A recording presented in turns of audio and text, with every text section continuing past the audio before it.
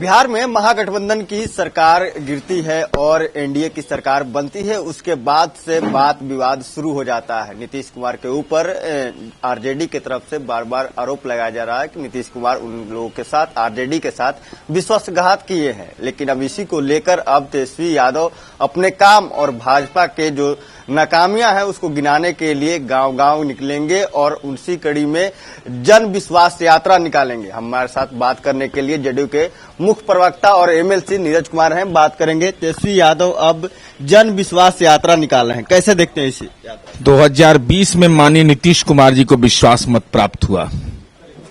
काल चक्र के दौर में हमने गठबंधन तोड़ा और गठबंधन हमने महागठबंधन बनाया।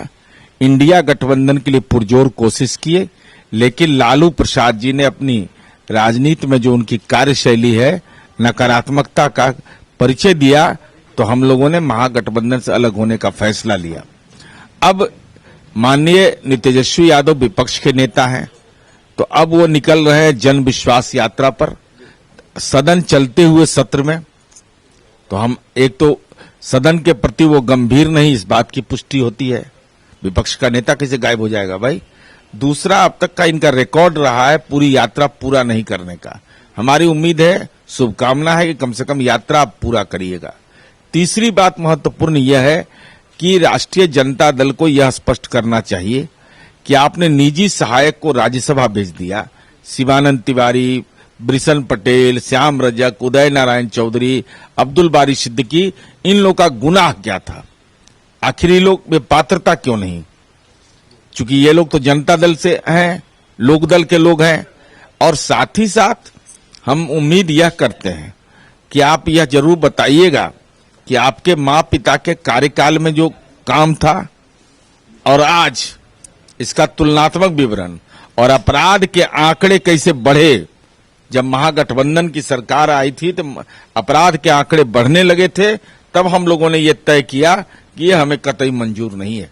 आप लोग 3 आरजेडी के विधायक आपके खेमे में आ जाते हैं वोटिंग के दौरान, और आप लोग के द्वारा यानी कि जो सचिवालय के है उसके द्वारा एक नोटिस जारी किया जाता है कि इस पे जांच होगी। आर्थिक इकाई भाई, आर्थिक अपराध इकाई को इस बात की जानकारी मिली कि विधायकों के खरीद फरोख्त का मामला हुआ है।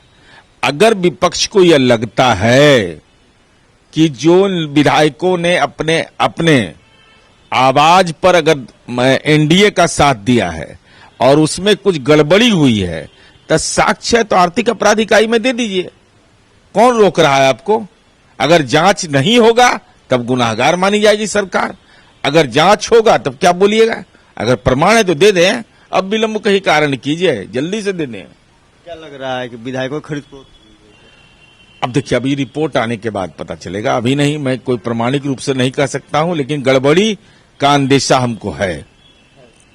लगातार 17 महीने बनाम 17 साल के जो हो रहे हैं नौकरी, तेजस्वी यादव के द्वारा कहा जा रहा है कि हम नौकरी दिए, इतने युवाओं के लिए हमने काम किया है। नीतीश कुमार भी अब क्रेडिट लेने में लग गए हैं। इतने दिन से कहाँ थे? 3.5 लाख टीचर बहाल किए थे तो क्रेडिट ले रहे थे। अरे जनता क्रेडिट गांव गांव में हमको दिए हुए है।